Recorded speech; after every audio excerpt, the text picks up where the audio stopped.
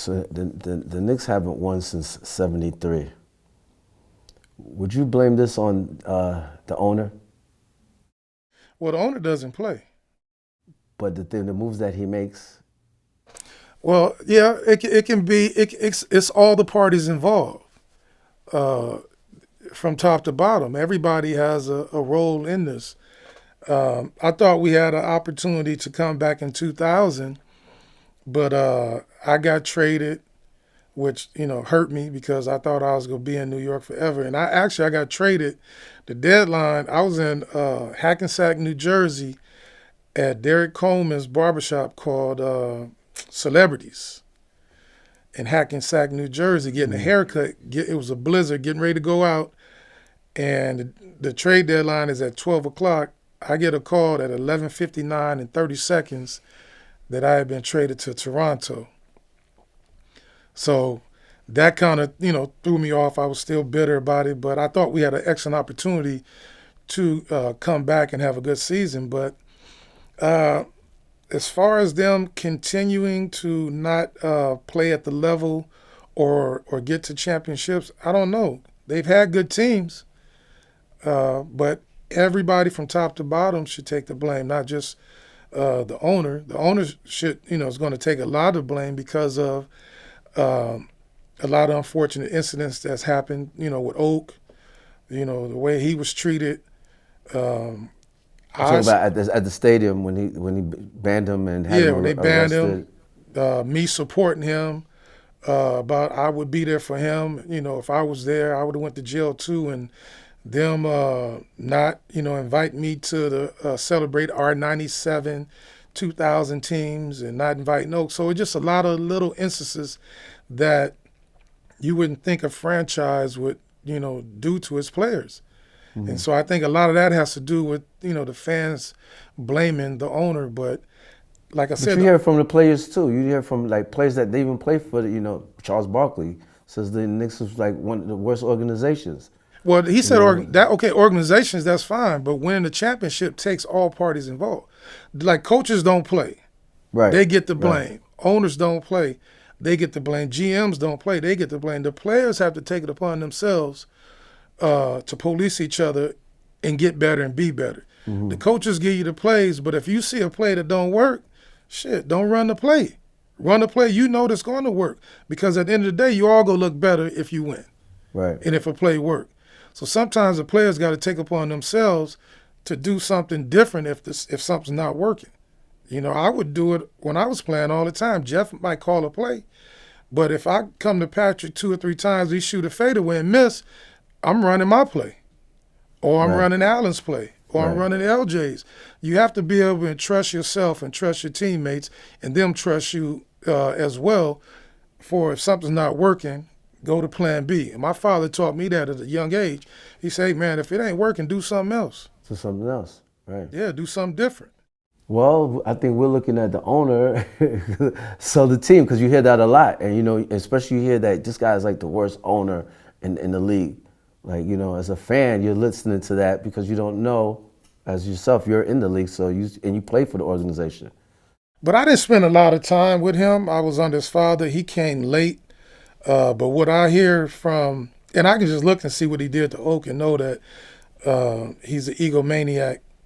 He wants to be in control of everything, just like most owners in every sport does that. Rightfully so, because they own the team. They have the right to do and say and trade and sell whatever they want to do. Mm-hmm. But sometimes you just got to look in the mirror and like, what is best for this organization? Do I care about the organization or do I just care about making money?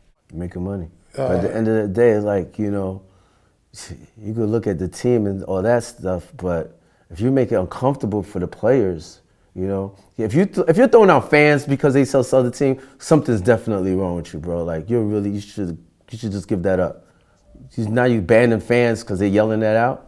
yeah, you gotta have thick skin when you're in professional sports because you got fans, you got media, you got beat writers, you got all these different people that are watching the game and seeing, the things that are going wrong, but nothing else is done about it.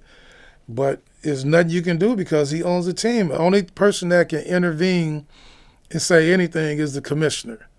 Right. If he sees some things that aren't going the way they should go as far as representing the league, he's the only one. Other than that, the team is not going to get sold because he'll never give up his moneymaker.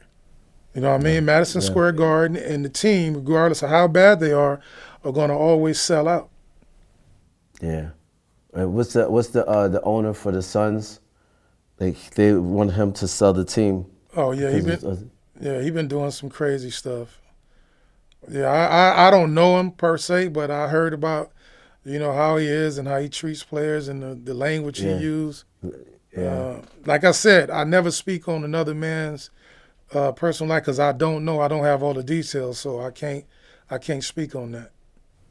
But it is public, right? So do you say like you agree with them they should sell the team, that he should sell the team when the league is pushing for him to sell the team? Well, I think if you do something illegal that's in the bylaws of the NBA, yeah, because they make the players do it. Mm-hmm. If the players make a mistake or the thing in Boston, they suspend him. Why can't you suspend the owner? If they're not. Isn't that crazy? They suspended him for consensual sex, though. Yeah, but they didn't do anything to Phil Jackson when he was with Jeanie Buss. You know right? What I mean? So we already know what that's about. Is it different teams have it, or is it just they just go by the league? I'm trying to understand. No, we know what that's all about. You know what I'm saying? That's what that. Yeah, it's all about black man and if that was in another woman. If it was Phil Jackson did it, if it was anybody else, like I said, I don't know the details because I hear little bits and pieces of it. Right. If it was consensual, then a whole year suspension. You give him like 8 games or whatever, but you got coaches that get DUIs. Yeah. While they're coaching, you get arrested and owners getting arrested, but nothing happens.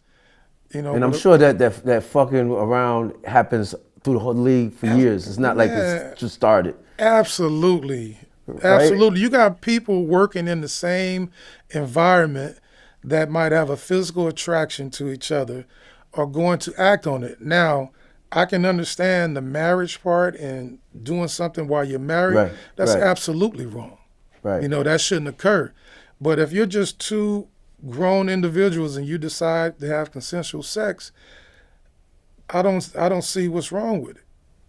That's just my opinion. But if it goes above that and you're doing something or sexual harassment, and you have rules in your contract stating these are the things that can't be tolerated, then this is what happens. But if they say these are things not going to be tolerated, but the year suspension wasn't in the contract, he has, some kind of, grounds to sue, to fight it. But when you were suspended for the Kobe fight, were you fined? Yeah, what they do is they put a pink slip in your locker. And so the pink slip you look at it, and I was like, damn, that's how much I got fined? How much was it? It was like $250,000. Damn. But I went into David Stern's office, and he said, Chris, if you don't get into any more altercations, I'll give you 80% of it back and 20 will go to your charity. Oh. So okay. I had to bite my lip a lot of times with a lot of players because and walk away. Oh, man. I gotta get that money back. I wanted to get Tim Hardaway so bad, but I had to bite my lip and walk away because David Stern, did me a just and gave you me, some money back, and I was able to donate to the Lupus Foundation. Oh, dope.